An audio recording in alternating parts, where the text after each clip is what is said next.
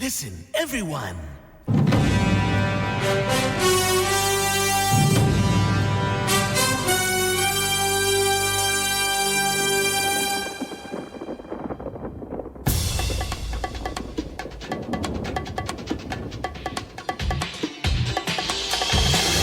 김용민 라이브.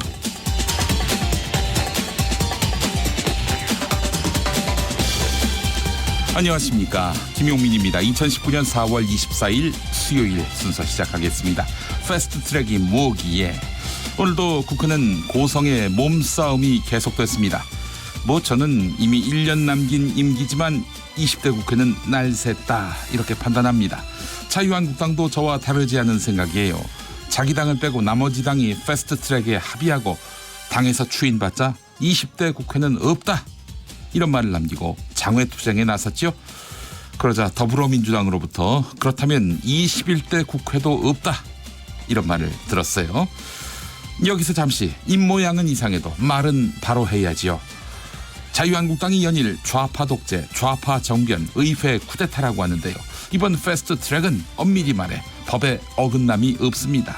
또 패스트트랙은 결과가 아니라 과정입니다. 언제든 논의에 참여해서 원하는 방향으로 입법할 수 있는 길이 있습니다. 그리고 패스트트랙은 2012년 박근혜 당시 새누리당 비상대책위원장의 제안에 따라서 여야 합의로 제정된 국회 선진화법의 일부 아닙니까? 자기들이 제안했으면서 잘못됐다는 건 자주 안 쓰는 말로 언어도단 아닌가요? 자유한국당은 벌써 17번째 보이콧을 선언했습니다. 이제 남은 투쟁 수단은 국회의원 총사퇴뿐이라는 냉소가 나올 정도입니다. 한시가 급한 법안들이 국회에 줄 서 있습니다. 그리고 4월은 이제 일주일도 안 남았습니다. 패스트트랙이 국회 선진화법의 한 줄기라고 말씀드렸죠. 국회 선진화법. 근데 국회는 갈수록 후진화되고 있습니다. 당신의 저녁은 아침보다 똑똑하다. 여기는 김용민 라이브입니다. 대한민국에서 가장 겸손한 스피커가 되고 싶습니다. 여러분은 지금 KBS 1라디오 듣고 계십니다. 김용민 라이브. 이 시각 영상으로도 함께 하실 수 있습니다. 생방송 모습이 궁금하신 분들 어서 오시기 바라겠습니다. 유튜브 KBS 1라디오 계정 그리고 김용민 TV로 보실 수 있습니다. 유튜브 검색창에 김용민 라이브 또는 KBS 1라디오 검색하시면 바로 보실 수 있겠습니다. 잠시 후 김수빈 오창석 시사평론가와 함께 미세 뉴스봇에 준비하겠습니다. 자, 그리고 어제 여는 말에서 말씀드렸는데요. MBC 스트레이트를 통해서 폭로된 이야기 말입니다. 클럽에서 마약이 섞여 있는지 모르고 마신 술 때문에 환각 상태에 놓인 여성들, 이 여성들을 데려다가 성폭행을 가하는 실태, 가히 충격적이었는데요. 이 모든 일을 밝히기 위해서 강남 클럽에 6개월 동안 위장 취업했던 분이 있습니다. 바로 주원규 목사입니다. 이 내용으로 책을 쓰기도 했죠. 2부 속 인터뷰에 초대해서 강남 클럽의 실태 소상히 들어보도록 하겠습니다. 자, 그리고 2부에 함께하는 팝콘 토론에서는 박원석 정의당 전 의원 그리고 최영일 시사평론가와 함께 오늘의 팝콘 각인 이야기들 나눠보겠습니다. 어제 12대 11로 분열된 바른미래당, 분당 위기에 놓인 당원들의 행보 앞으로 어떻게 될지 예측해보는 시간 갖도록 하겠습니다. 김용민 라이브 월요일부터 토요일까지 오후 5시 5분에 시작합니다. 그리고 월요일부터 금요일까지 7시까지 달리고 토요일은 1시간만 방송하는데요. 자, 오늘도 힘차게 달려볼까요?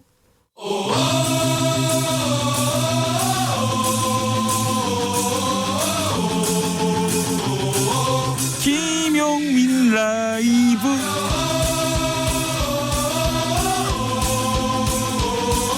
매일 오후 5시 5분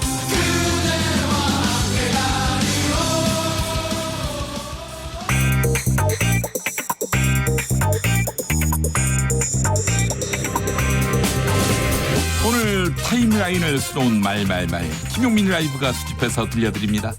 소리로 듣는 그리고 세상을 읽는 뉴스, 세상의 모든 핫뜨거운 목소리 그 말말말에 김용민 생각까지도 해서 리뷰합니다. 지금부터 볼륨 업, 귀 쫑긋 핫소리.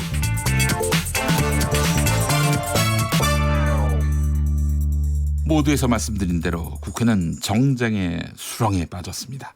선거제도 개편과 같은 그런 법안을 자유한국당을 뺀 나머지 당이 패스트트랙에 올리기로 결정했지요. 이런 가운데 자유한국당이 강력하게 반발하며 저지하고 나섰어요.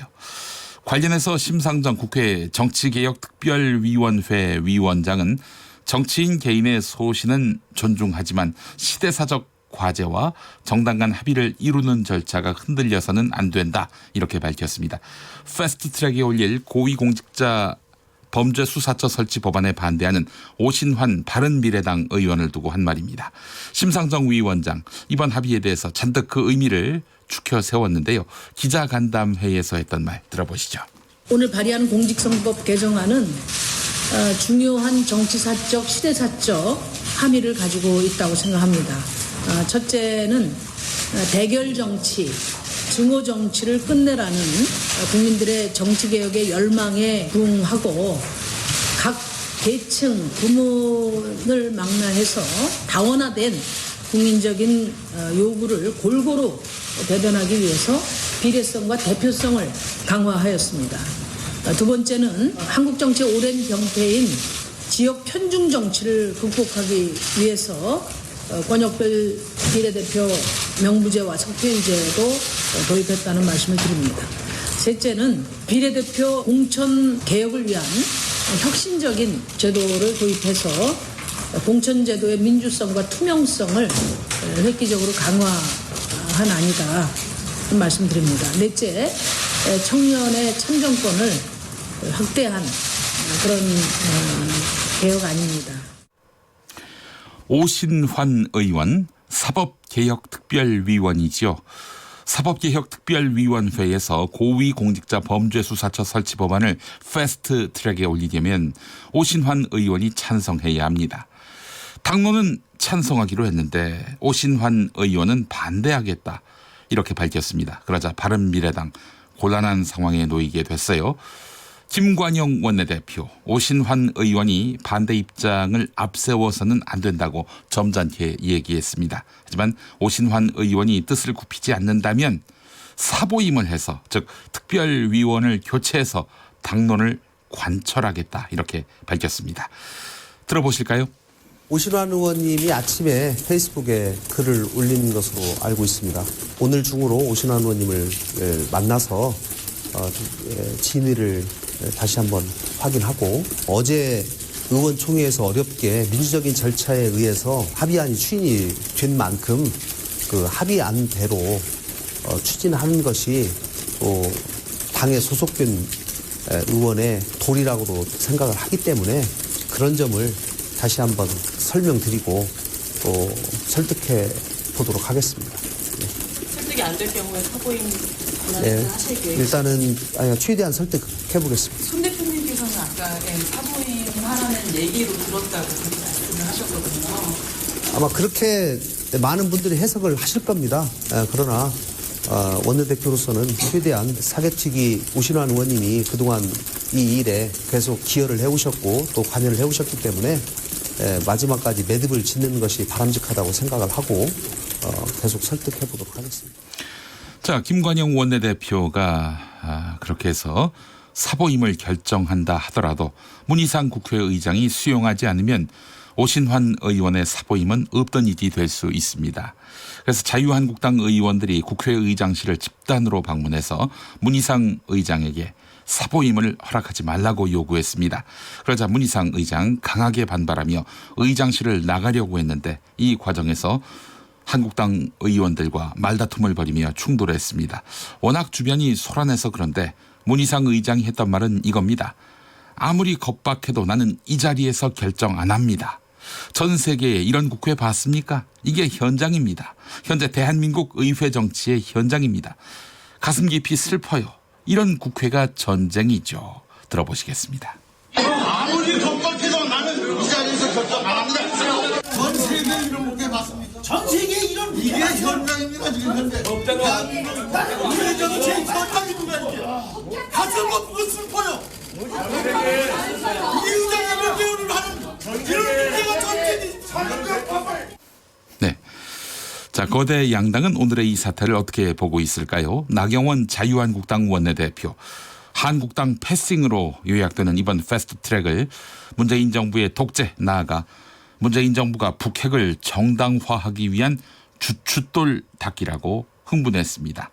이해찬 더불어민주당 대표는요. 우리도 해봐서 아는데 저거 오래 못 간다면서 일축했습니다. 두 사람 이야기 차례로 들어보시죠.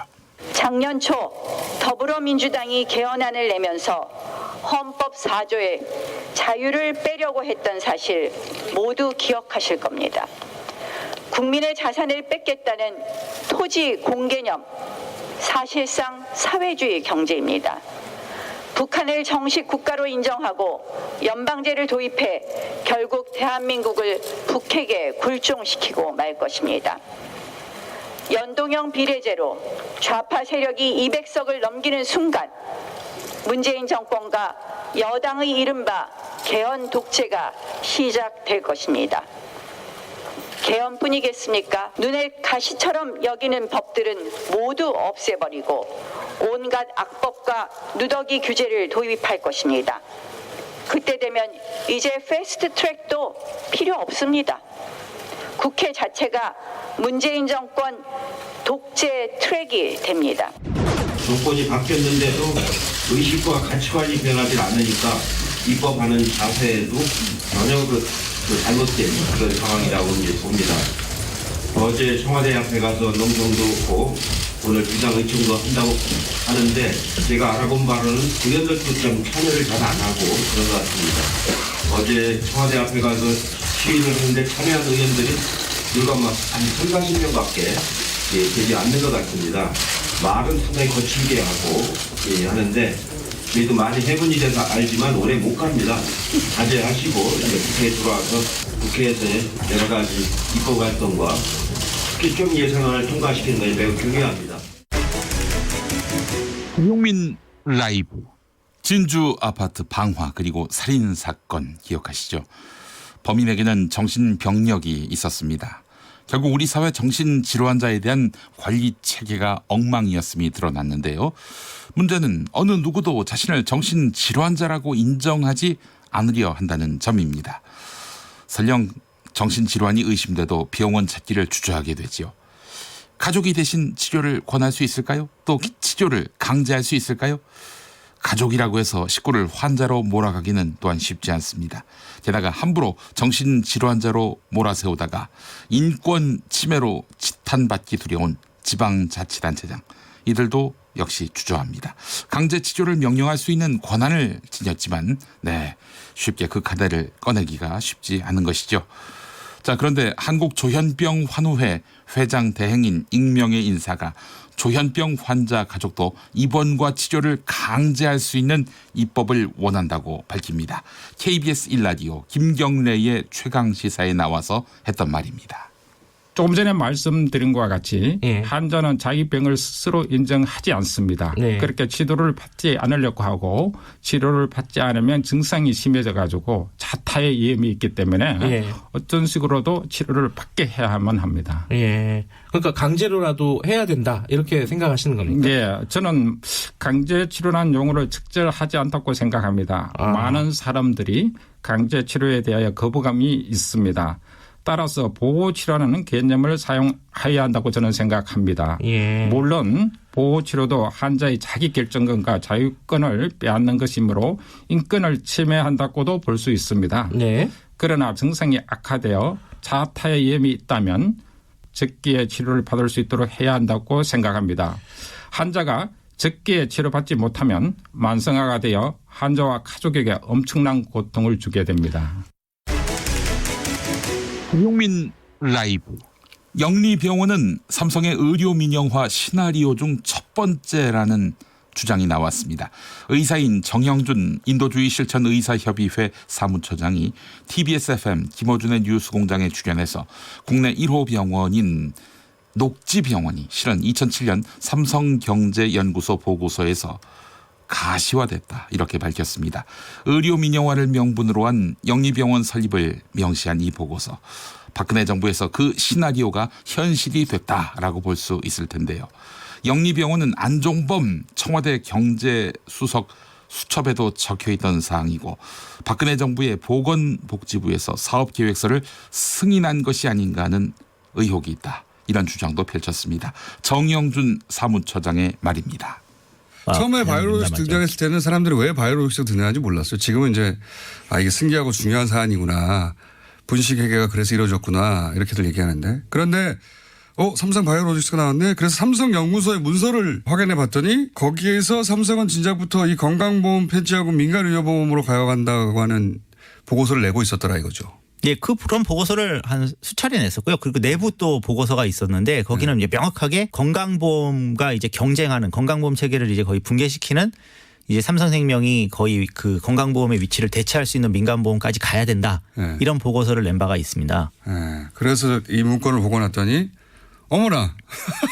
그리고 이제 그 문건에서 이제 가장 중요한 게 제일 처음에 일단 영리병원 도입을 해서 그 다음에 건강보험 체계를 붕괴시키고 그 붕괴시킨 다음에 이제 민간보험이 건강보험 체계를 대체한다. 이렇게 단계도 다 설정을 해놨고 그 1단계가 영리병원 도입인 것이죠. 그렇죠. 그 1단계의 첫 번째가 지금 소송인 거고. 물론 맞습니다. 이 모든 것 뒤에 삼성이 있다고 말할 수는 없어요. 다만 삼성이 원했던 것이긴 하구나.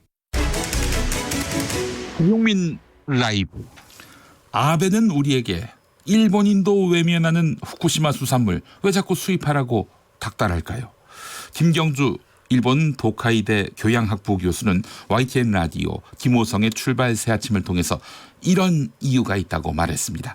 후쿠시마산 농수산물의 안전에 의구심을 갖게 되면 아베 정권의 정치적 기반이 무너진다는 것입니다. 김경주 교수는 자민당은 도시보다는 지방의 지지 기반이 상당히 확고하다. 따라서 WTO 최종심에서 승리하면 이걸 발판 삼아서 농수산물 수출 확대 전략을 펴겠다고 준비하고 있었는데 역전 패소를 당해서 정책적으로 상당한 큰 차질을 빚게 됐다고 말했습니다. 전통적인 지지 기반에 균열이 생길 수 있다는 것인데요.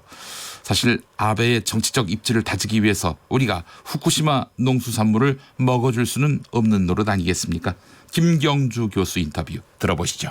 후쿠시마산 농수산물의 안전은 말하자면은 일종의 아베 정권으로서는 결사적으로 지켜야 하는 하나의 기준입니다. 네네. 만약에 이것이 의구스럽다 그러면은 그동안 해왔던 그런 노력이 모두 이게 뒤집혀지는 게 되고요. 또한 그 올림픽도 일본 국내적으로는 이거를 부흥 올림픽이다 이렇게 부르고 있습니다. 네네. 즉 이번 올림픽은 어디까지나 동경에서 열리는 거지만 이것을 계기로 후쿠시마현을 비롯한 동북지방의 그 재건을 우리가 이제 완전하게 완결할 수 있다. 이렇게 함으로써 21년 이후에 그 아베 정권의 어떤 집권도 아베의 영향력을 계속 갖고 가겠다. 이런 그 정치적 전략이 있는데요. 그런 의미에서 경제적으로도 이번 그 WTO의 판결은 일본에게 있어서는 큰 타격일 뿐만 아니라 아까 말씀드렸다시피 이렇게 되면은 일본의 헌법 개정을 둘러싼 참의원의 3분의 2 의석 확보 여기에도 이게 차질이 빚어질 수 있는 문제이기 때문에 무엇보다도 이것만큼은 지키겠다. 지금 이런 당면 과제로 떠오르고 있는 상황입니다. 국회의장실에 들어가서 노노노노노 그러면 안 돼. 사보임 안 돼. 자유한국당 의원들이 이렇게 이야기했죠. 하수빈의 노노노 듣고 오겠습니다.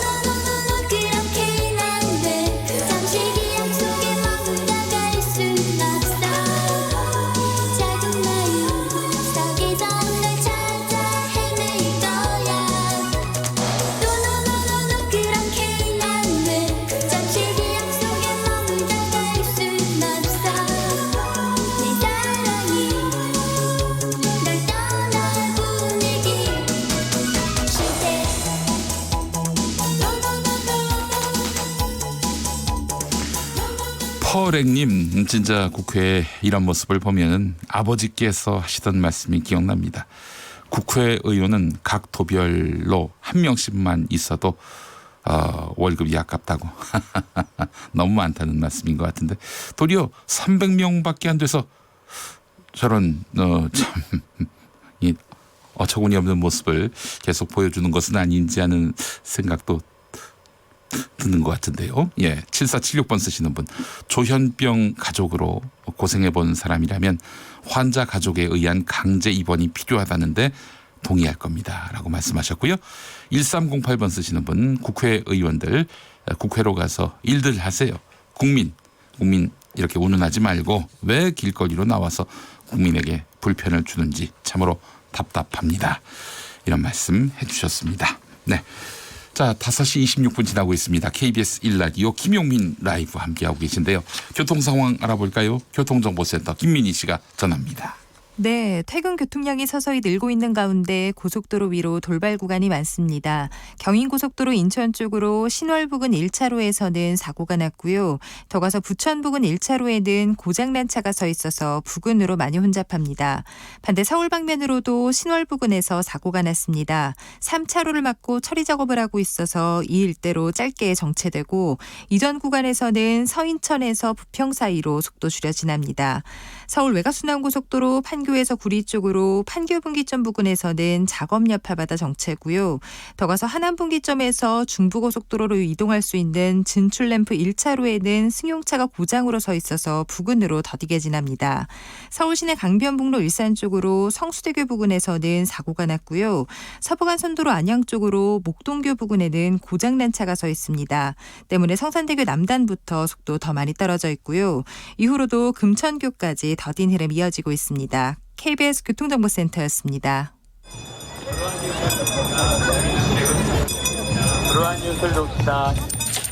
이게 이 샵 얼마 알려주는 건 없는 집만 그런 거예요. 없는 집만? 예. 아. 그래도 문자 하나라도 받아보려고.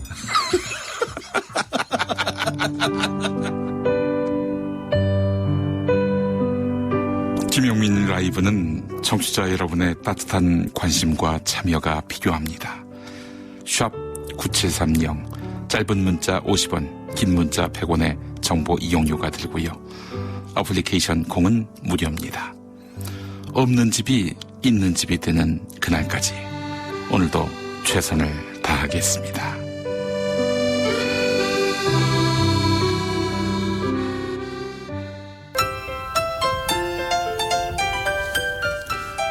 여러분 안녕하십니까. 용용 엄기용입니다. 석석 오늘은 멀리 나가 있는 것 같습니다. 큰 소리로 불러보죠. 석석. 네, 석석 오창석입니다. 저는 오늘 러시아 블라디보스토크에 나와 있습니다. 그렇다면 혹시 네, 그렇습니다. 오늘 새벽 북한 김정은 국무위원장을 태운 열차가 러시아를 향해 출발했는데요. 이 소식을 북한 중앙통신이 전하기도 했습니다. 잠시 들어보겠습니다. 나는 김정은 동지께서 러시아를 방문하시기 위하여 4월 24일 새벽 전용 열차로 출발하시었다. 네, 말씀드리는 순간 중절모를 쓴 김정은 위원장이 레드카펫을 밟으며 입장하고 있습니다. 러시아에서는 미리 준비한 빵과 소금, 꽃다발을 전달하고 있습니다. 김정은 위원장의 이야기를 들어보겠습니다. 아까 그 아나운서는 우리 측 사람이 아닌 것 같은데 다시 한번 확인해 보겠어. 아무튼 내 책상 위에 러시아산 빵과 소금 그리고 꽃다발이 놓여져 있다는 것. 여기서 특히 소금, 그것은 소금 뿌려라의 뜻이 아니라 러시아식으로 귀한 손님한테 환영의 뜻으로 준다는 소금, 빛과 소금이라는 뜻. 실개입니다. 나는 다시 돌아온다. I'll be back. 여기 소금 좀 뿌려주세요. 반가운 김수민 씨 오셨네. 미세 뉴스 보세요. 오늘의 뉴스는 하루 앞으로 다가온 북러 정상회담. 시사평론가 김수민 씨, 오창석 씨 어서 오십시오. 네, 안녕하세요. 안녕하세요. 예, 북미 간 불가침 조약을 맺기 전에 김수민 평론가와 저 사이에 서로 성대모사에 대한 불가침 조약, 불가평 조약. 이건 좀 한번 맺어야 될 것 같아요. 아까 전에 제가 문제 삼은 거는 성대모사에 대한 건 아니었죠. 안 비슷하다 이런 게 아니라 러시아? 그냥 신분 자체가 수상하다라고 하는 북한 최고 지도자의 의심을 담은 것이었습니다. 알겠습니다. 네, 러시아를 로시아라고 했으면 더 와닿았을 것 같은데. 러시아. 아, 요즘 러시아라고 하나요? 러시아 뭐 이런 식으로. 그래요. 원래 사실은 러시아의 약자가 옛날엔 이슬로. 그 노일 전쟁이 바로 그때 이제 러시아를 노라고 했던 거 아니겠습니까? 네, 맞습니다. 예, 이슬로자. 알겠습니다. 그 몰랐죠? 처음 알았지? 아니요, 노어 노문학과가 저희 학교 다닐 때도 있었어요. 그렇네요. 네. 노어 노문학과라고. 노 한번 이슬로자 한번 써보세요. 한글로 쓰지 말고. 네. 자, 알겠습니다. 자, 김수민 평론가 오늘 첫 번째 뉴스 아무래도 정치권 소식으로 준비하신 것 같아요. 네, 오늘도 하루 종일 패스트트랙의 여파, 뭐 여파라기보다는 후폭풍이라고 해야 되겠죠. 예. 정치권을 뒤흔들어 놨습니다. 자유한국당이 강경 투쟁에 나서는 그런 입장이 더 명확해지면서 또 다른 정당들도 반응을 내놨는데요. 이해찬 민주당 대표는 자유한국당이 말은 상당히 거칠게 하는데 저희도 시위를 많이 해봐서 알지만 오래 못 간다라고 일가를 했습니다. 손학규 바른미래당 대표는 선거제 개편을 하자는데 무슨 안을 그동안 한국당에 내놨는가 무조건 반대를 하고 시위를 한다라고 비판했고요. 반면에 자유한국당 계속해서 반발하면서 또다시 목소리를 높였습니다. 비상의원 총회를 열고 황교안 대표는 이렇게 얘기를 했습니다. 민주주의 국가에서 있어서는 안 되는 법을 무모하게 꼼수를 동원해 추진하고 있다라고 비판했고요. 나경원 원내대표는 우리는 정쟁을 하고 있는 게 아니다. 이해관계로 싸우는 것도 아니다. 의회 민주주의자들과 의회 무력화 세력의 투쟁이며 시장 경제냐 계획 경제냐의 갈림길이라고 말했습니다. 그러니까 지금 문재인 정부가 계획 경제를 추구한다 이런 얘기입니까? 네, 지금 자유한국당에서 나오는 얘기는 이 자체가 자유민주주의나 이런 것을 반대하고 심지어는 남북 연방제를 추구하는 그런 의도를 담고 있는 것이 패스트트랙이다라고 하는 것이 자유한국당 의원들의 입장이었습니다. 네, 알겠습니다. 오늘 언론에 사보임이라는 말이 자주 보여요. 네. 바른미래당 오신환 의원과 관련된 말이죠. 네, 사보임이란 단어는 일단 그 해당 상임위를 그만두고 다른 상임위로 가는 것입니다. 이 단어가 나오게 된 이유는 이제 오신환 의원 같은 경우는 이 패스트트랙에 반대한다는 입장을 표명했고 만약에 이 속했던 사개특위에서 반대를 표명할 경우 그러니까 권은희 의원과 오신환 의원이 단 2명 바른미래당 의원 소속으로 있는데요. 한 명이라도 반대할 경우 이게 부결이 돼버립니다. 그렇죠. 예, 다 찬성을 해야 돼만 넘어가는데 반대 의견을 표명했기 때문에 이 반대 의견을 표명할 의원을 다른 상임위로 보내고 찬성할 의원을 보낼 것이다라는 여론이 언론에 추측이 나왔습니다. 손학규 대표와 김관영 원내대표도 거기에 응해서 그렇게 할 수도 있다라고 얘기를 했고 오신환 의원은 절대 옮기지 않을 것이다. 라는 이야기를 남겼습니다. 이거 본인이 옮기지 않겠다고 하면 어떻게 해야 되는 거예요? 글쎄 이거는 어떻게 되는지는 잘 모르겠는데 일단 현재 특별한 일이 없을 때 이 회기 중에 갑자기 바꾸는 일은 거의 드물다라고 하고요. 만약에 바꾼다라고 하면은 최종적으로 국회의장의 동의가 있어야만 한다고 합니다. 그래서 오신환 의원이 자신이 사보임에 응할 의사가 없다라는 것을 국회의장실과 의사과에 접수를 했다. 라고 거부 의사를 재차 밝혔습니다. 자, 오신환 의원이 이렇게 본인이 사보임할 의사가 없다라고 밝혔는데 자유한국당 의원들도 달려가서 오신환 의원 사보임 시키면 안 된다. 이렇게 항의를 했어요. 네, 굉장히 특이한 경우인데요. 자당 의원이 아닌 타당 의원의 의견을 존중해 달라고 국회의장실을 이른바 점거하는 상황인데요. 자유한국당 100여 명이 비상의원총회를 열고 의회 무력화 세력과 투쟁하겠다. 그리고 오신환 의원의 사보임을 허가하지 말아달라고 국회의장실로 일제히 이동했다라고 합니다. 네, 앞서 말씀드렸던 의결 정족수에 대해서 다시 한번 말씀드리면요. 현재 18명이 사개특위 위원으로 구성되어 있습니다. 더불어민주당 위원은 8명, 민주평화당 위원은 1명. 총 9명이죠. 이 9명은 찬성표를 던질 것이 확실해 보이고요. 여기에 2명 이상의 찬성이 필요한데 그게 2명이 바로 오신환, 권은희 바른미래당 의원입니다. 나머지 7명은 한국당 의원이고 패스트트랙에 반대했기 때문에 찬성할 일은 없겠죠. 여기에 찾아가서 문 의장이 여기에서 언론이 있는 이 자리에서 하지 않겠다라고 입장 표명을 분명히 해달라라고 자유한국당 의원들이 말을 했죠. 이거는 너무 폭력적이지 않습니까? 아니 설득을 해가지고 긍정적인 답변을 얻는 게 순수 아닌가요? 네, 그렇죠. 여기 약속하라.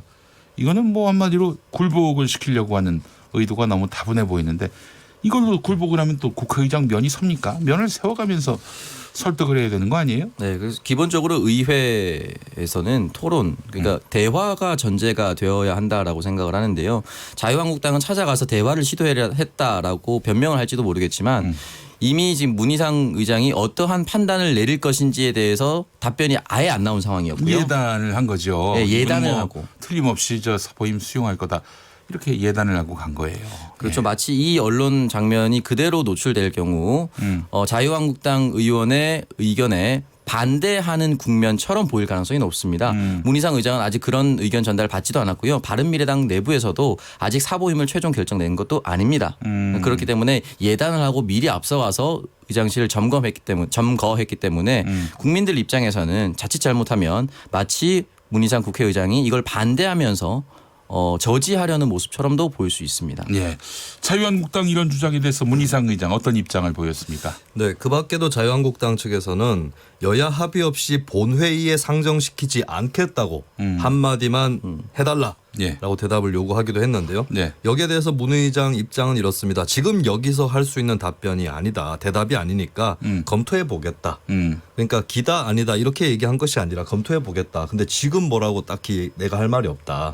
뭐 이런 입장이었던 것이죠. 그러면서 계속해서 자유한국당 의원들과 문희상 의장 간에 좀 실랑이와 말다툼이 이어졌고 네, 또 오랜만에 듣는 것 같아요. 이은재 자유한국당 의원도 사퇴하십시오. 또 오늘 그런 말 했어요? 그렇습니다.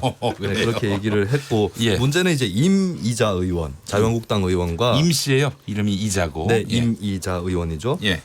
임 의원과 문 의장 간에 좀 실랑이 이런 것들이 있다가 이제 임이자 의원이 가로막으면서 자신 건드리지 말라. 그러면 성추행이다. 뭐 이렇게 얘기를 했는데 이제 뭐 복부에 뭐 몸이 닿았다 이런 얘기가 있었어요. 근데 뭐 그거는 말이 좀 갈리긴 한데 문 의장이 그 과정에서 얼굴을 살짝 이렇게 손으로 대면서 이거는 뭐 그러면 괜찮냐 이렇게 또 얘기를 해서 이거 적절치 않습니다. 굉장히 이제 실랑이를 하다가 그 부분은 사실은 뭐 굉장히 어떤 추행의 의도는 없었다 할지라도 의도가 중요하다기보다는 신체 접촉 자체를 조심해야겠죠. 그래서 이 부분은 문 의장이 좀 비판을 받아야 될 것 같고요. 근데 또 이제 문 의장이 좀 시달렸나 봐요. 그러면서 이제 30분간의 설정 끝에 국회의장실을 빠져나간 다음에 나중에 국회의장 비서실에서 알려오기를 충격이 심해서 문 의장이 저혈당 쇼크가 왔다. 국회 의무실에 일단 들렀다가 병원으로 이동을 했다라고 밝혔습니다. 예, 알겠습니다. 자, 바른미래당 내홍이 심상치 않아요. 네, 제 19대 그 국회의원을 지낸 김재식 바른미래당 현재는 인천 미추홀구 갑 지역위원장이 탈당을 선언했습니다. 이분은 저 패스트트랙 반대한다는 입장입니까? 그 내홍을 겪고 있다. 그래서 당 상황이 좋지 않다. 이 정도 얘기만 남긴 것 같고요. 유승민 전 대표에게도 탈당 의사를 전했고 한국당 복당과 관련해서는 아무래도 그렇게 되지 않을까. 라는 답변을 내놨는데요. 남의 일처럼. 그렇죠. 나의 이야기나 그렇게 될 것으로 전망됩니다. 네, 그렇죠. 마치 그 대북 전망 같은 그런 느낌으로.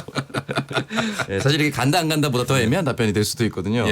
검토하겠다 이러면 될 걸 뭐 아무래도 그렇게 되지 않을까 싶다. 이런 답변이 나온 이유는 나의 의지라기보다는 세력적 의지일 수도 있다라는 생각이 저는 드는데요. 일단 이 김재식 의원 같은 경우는 19대 국회에서 자유한국당 소속으로 충남 서산시 태안구 지역구 의원을 지냈습니다. 2015년 2월부터 7월까지는 유승민 당시 원내대표 체제에서 원내 부대표를 역임해서 친유승민계로 분류가 되고 있습니다. 그럼 지역구로 옮긴 거네요? 네, 지역구를 지금 현재 옮긴 인천으로? 것으로. 네. 근데 사실 친유승민계 정치인이라고 볼 수 있을 텐데 이렇게 선도 탈당이라고 봐야 되는 겁니까? 아니면은 뭐 유승민 의원과는 뭐 다른 길을 갈 수도 있다 이런 마음에서 결심한 건지 분명치가 않아요. 두 가지 다 아닐까요? 두 가지 다. 사실 한국당으로 가겠다 이러면은 사실 유승민 전 대표의 앞으로의 갈 길과는 좀 맞아 보이지 않아요? 지금 유승민 전 대표가 어떤 길을 택할지도 설이 너무 분분해가지고 근데 쉽게 단정할 수는 없을 것 같습니다. 봤을 때는 자유한국당으로 돌아간다든지 이런 일은 당분간은 없을 것 같아요. 근데 제가 방금 전에 좀 취재를 하고 왔는데 자유한국당 인근에 있는 인사가 돌아온다. 협상할 수 있다.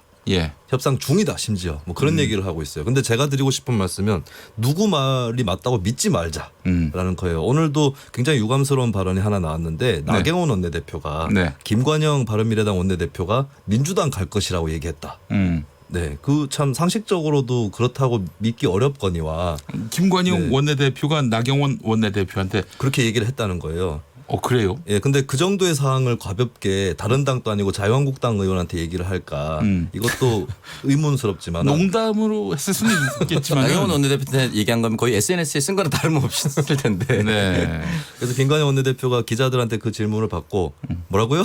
약간 이런 투로 다시 물어봤습니다. 그리고 믿기 어렵다는 듯이 내가 나경원 원내대표한테 확인해 보겠다. 무슨 말을 하셨는지. 네. 근데 이제 정치권에서 누가 어느 당에 간다 이런 설은 이제 설령 의혹일지라도 함부로 할 일은 아닌 것 같아요. 네. 그래서 저는 이 사안을 어떻게 보냐면요. 바른미래당 현 지도부를 뒤흔들기 위한 세력이 이러한 기사를 훨씬 더 크게 부각시킨다라고 보는데 솔직히 말해서 지금 이 방송을 듣는 청취자를 포함해서 김재숙 의원의 활동에 큰 관심을 가진 분들이 없을 겁니다.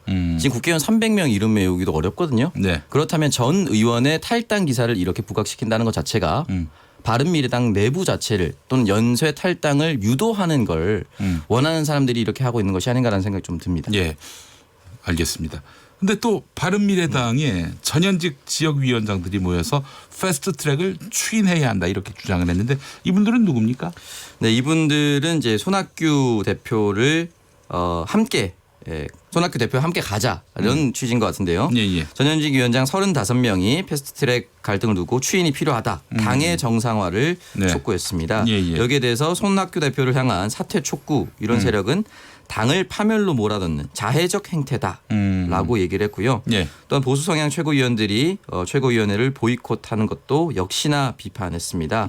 자신을 내세우기에 급급하고 자기 주장만을 정당화시키는 SNS 정치를 벗어나길 바란다라고 요청을 했습니다. 예, 누구를 겨냥한 것 같네요. 예. 네. 통합된 목소리를 내야지 당원이 백가쟁명식으로 자기 색깔만 앞세워서 입장 표명하는 것은 바람직하지 않다 이런 얘기인 것 같기도 하고요. 네, 맞습니다. 세 가지 정도를 남겼는데요. 하태경, 이준석, 권은희 최고위원회 보이콧 중단, 중도 실용정치 구현, 조속한 지명직 최고위원 임명 등을 촉구했습니다. 예, 알겠습니다. 이분들의 목소리를 한번 구체적으로 세밀하게 한번 따져보도록 할 텐데요. 바른미래당 전현직 지역위원장들이 연 손학규 대표 사퇴론 반박 기자회견 지난 23일이었죠. 어제죠. 네네. 어제 있었는데 이 자리에 참석했던 문병호 전 의원 지금 바른미래당의 인천시당위원장인데요. 연결해 보도록 하겠습니다. 문병호 위원장님 나와 계시죠? 네네, 안녕하세요. 네, 오랜만에 인사드립니다. 오랜만에 뵙겠습니다. 예. 자, 문병호 위원장님, 그 바른미래당 전현직 지역위원장 50명이 당내에 손학규 대표 사퇴 요구를 강력하게 비판하는 공동 입장문을 발표했습니다. 위원장님도 자리에 계신 걸로 알고 있습니다. 예, 그렇습니다. 네네. 네. 자, 이 자리에서 손학규 대표의 사퇴 요구는 자유한국당과 야합하겠다는 것이다. 이런 말도 나왔는데요. 어떤 뜻이 담긴 말인지 좀 소상히 풀이해 주시죠. 그 바른미래당에는 그 제3의 길, 독자적인 기성 양당과는 다른 제3의 길을 가야 한다는 노선과 개혁 보수로 가야 한다는 노선, 이 두 가지 노선이 지금 갈등하고 충돌하고 있거든요. 예. 근데 이제 지금 바른정당 쪽에서 오신 분들이 대체로 개혁 보수 노선을 주장하고 있고 손학규 대표께서 그 정말 자유한국당과 어떤 보수 대연합 소극적인 이시 때문에 이번 보궐선거 결과를 이제 기화로 해서 당대표를 쫓아내고 보수 대연합을 주창하는 세력들이 당권을 잡아서 자유한국당과 야합을 하려고 그런다. 그런 취지의 말씀드린 겁니다. 예, 그렇군요. 손학규 대표는 당대표로서 제3의 길 부활을 향한 구체적인 방안에 대해서 국민과 당원에게 동의를 구해야 할 것이다 이렇게 말씀하셨는데 네네. 제3의 길이 뭡니까? 예, 그 사실 국민의당부터 이제 뿌리가 있는 건데요. 제3의 길이라는 것은 기성 양당 정치 1당 2당이 국민들의 신뢰를 받지 못하기 때문에 국민들께서 기성 제1당 2당과 다른 어떤 새로운 정치 혁신의 제3의 당을 열망하고 계신다. 저희는 그렇게 진단하고 있습니다. 그래서 기성 정치가 이제 이념 정치, 진영 정치, 또 지역 정치, 또 국민들 전부 다는 기득권 편을 드는 이런 기득권 정치를 했기 때문에 그것을 근본적으로 바꾸는 민생정치 위주 탈이념, 탈지역, 또 2040 전국정당 이런 것들을 지향하는 것이 제3의 길입니다. 예. 자, 손학규 대표, 김관영 원내대표는 국민의당에서 오신 분이고 현재 갈등을 빚고 있는 세력은 바른정당계입니다. 이 국민의당과 바른정당의 통합 이 과연 옳았는가라는 의문까지 갖게 만드는데 어떻게 말씀하시겠습니까? 예. 이 문제는 참 대단히 중대한 문제고 이번 선거 결과 또 당이 지금 굉장히 수렁에 빠진 원인 중에 하나인데요. 예. 애시당초 합당을 할 때 예. 안철수, 유승민 두 전 공동 대표님들이 이 문제를 정리를 했어야 됩니다. 분명히 이 국민의당의 궤도와 바른정당의 궤도는 다른 겁니다. 예. 그래서 사실 저도 합당하기 전에 안철수 대표에게 유승민 대표님하고 좀 깊이 있는 대화를 나눠서 이 부분을 정리를 하셔야 합니다고 했는데 이 부분이 정리가 안 되고 합당이 됐어요. 그러니까 노선이 정리가 안 되고 이 신설 정당이 무엇을 하고 누구를 대변하고 무엇을 위해 싸울 것인가가 정리되지 않은 채 합당이 돼가지고 지금까지도 그 문제가 정리가 안 됐습니다. 거기서 오는 갈등이라고 보는데요. 네네. 결국은 이번 패스트트랙 싸움도 결국은 이제 어떤 반문 연대를 공고히 할 것이냐 아니면 어떤 다당제의 어떤 제3의 길이 더 중요한 것은 이것이 갈등의 연장선이라고 봅니다. 예.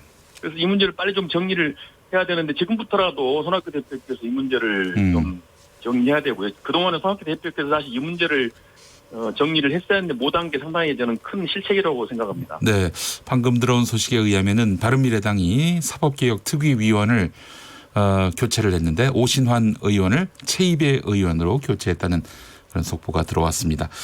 이 사태는 어떻게 갈 것 같아요? 결국 저 분당으로 간다고 보십니까? 아니면은 분당으로 안 간다고 봅니다. 사실 이 문제는 죽고 사는 문제는 아니거든요. 네네네. 다 양쪽 다 진영 다 저는 논리가 맞다고 봐요. 네네네. 지금은 반문 연대를 공고히 해야 되는 그런 측면도 있고, 또 다당제를 위한 연동형 비례제를 제도 개선해야 할 그럴 그 필요가 있거든요. 예. 양쪽 다 사실은 그 충분히 다 정당한 얘기인데 다만 이것을 당이 좀 신속하게 의사. 예. 자, 문병호 위원장님.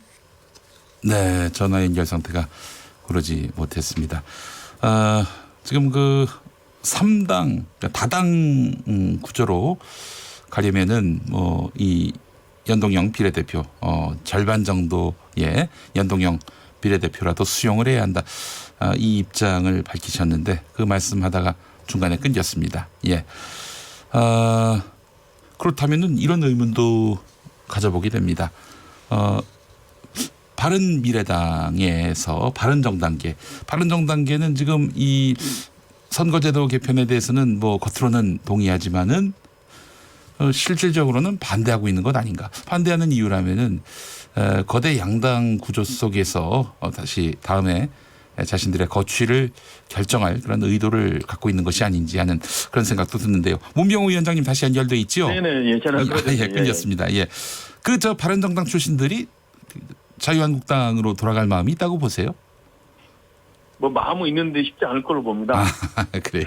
마음은 있지만. 지금 이제 제3의 길, 제3의 어떤 대한 정당이 힘을 받고 내년 총선에 승리 가능성이 있으면 여기서 이제 또 힘을 모아서 같이 하시겠지만은 제3의 정당이 힘을 잃으면은 결국은 양당으로 원심력에 의해서 빨려간다고 봐야죠. 예.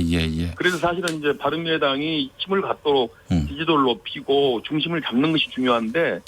이것이 지금 제대로 안 되고 있기 때문에 큰 문제거든요. 참 쉽지가 않아요. 예. 네, 이것을 손학규 대표께서 좀 더 강력하게 그 드라이브를 걸었어야 했는데 이것을 못한 게 이제 전 대표님이 좀 부족한 점이었다고 봐야죠. 이 손학규 대표로서 과연 바른미래당의 어떤 지지율을 높인다든지 그리고 다당 구조 속에서 바른미래당의 입지를 넓힌다든지 쉽지 않은 거 아닙니까 현실적으로? 예, 사실은. 바른미래당의 지지율은 안철수, 유승민 두 분이 사실은 좌우하게 돼 있습니다. 예. 안철수, 유승민 두 분이 좀 정말 국민 편에서 국민 눈높이에 맞게 정치를 하면 저는 지지도가 오를 수 있다고 봐요. 그런데 두 분이 사실 합당할 때부터 제대로 뭘 명확하게 하지 못했거든요. 지금도 사실은 안철수 대표께서는 독일에 가서 식사하고 계시고 유승민 대표는 현직 국회의원이고 국내에 계시지만은 뭐 활동 안 하시지 않습니까? 네네네. 사실 그래서 지금 당이 이렇게 망가지고 수렁에 빠진 것은 사실은 안철수, 유승민 두 분의 책임이 크다고 봐요. 물론 손학규 대표님도 뭐 잘한 건 아닙니다.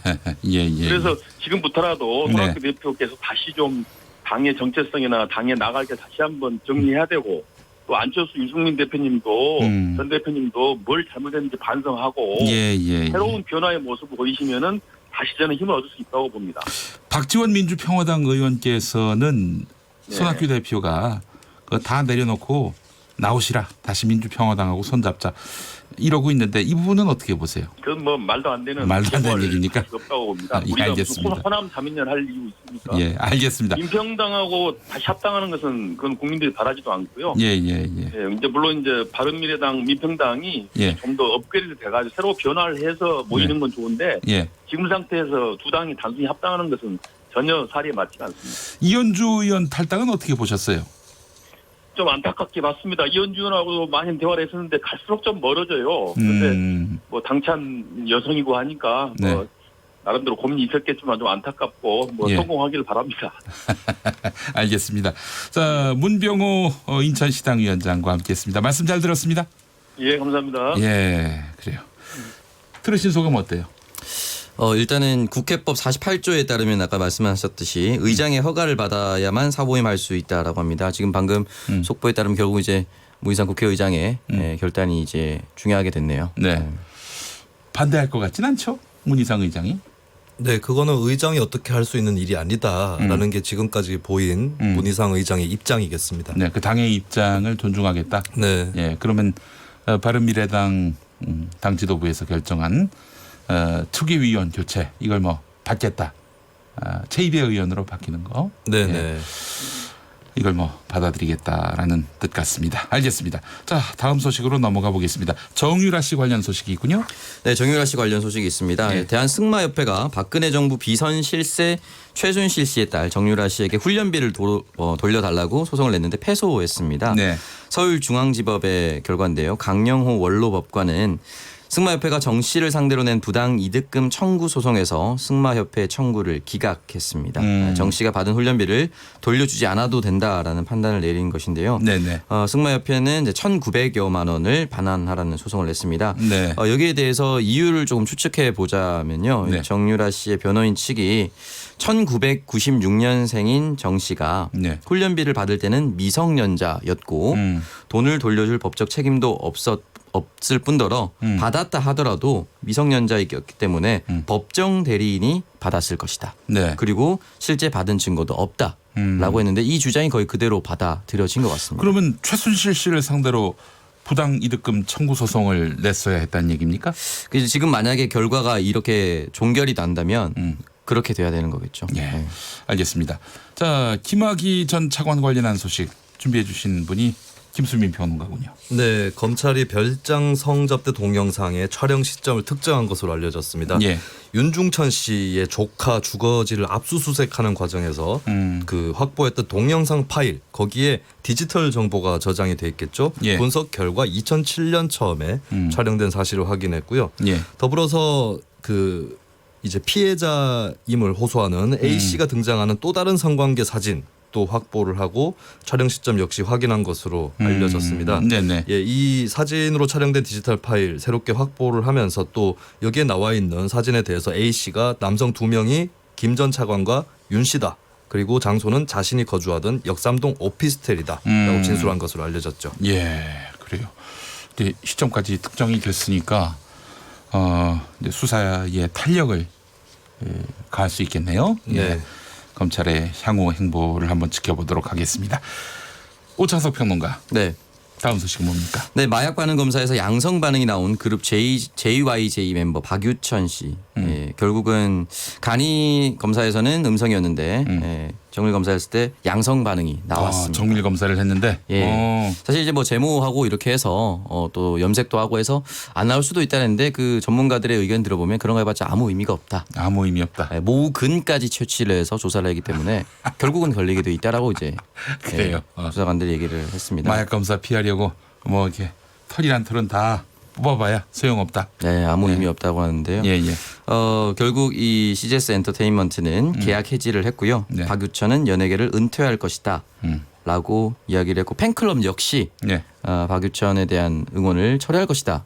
이런 얘기도 방금 했습니다. 그야말로 한 방에 훅 가는군요. 네, 거짓말이 나은 결과인 것 같습니다. 네. 자, 오늘의 민의 한수.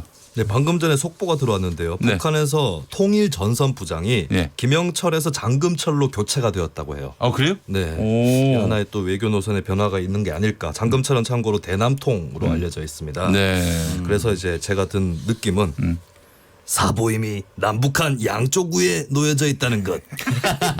북한 통일 전선부도 사보임을 하게 된 것이죠. 알겠습니다. 자, 서기한수. 네, 박유천 씨 연예계 은퇴한다고 했는데요. 무모한 시도도 결국은 걸리기도 있다. 무모한 시도. 알겠습니다. 네, 아재 개그인데 이렇게 웃기네요. 모처럼 한 방했네.